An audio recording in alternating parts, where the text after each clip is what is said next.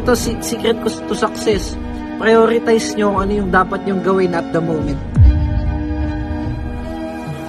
Which is better. Huwag kayong kung ano-ano ginagawa sa buhay. Most people distracted, especially young. Ngayon nga, ang daming distractions sa BGC.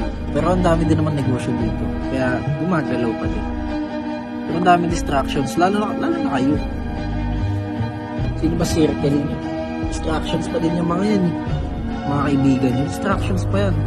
Unless they make money with you. You make money together. As long as not, distractions sila. Unless they're truly real.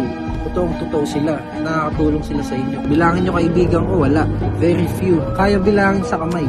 Kailan nyo ako nakita may kasama hindi nyo kilala? Wala akong kaibigan masyado. Business partners marami. Para saan totoong kaibigan ka lang kapag nakagawa na tayo ng pera together.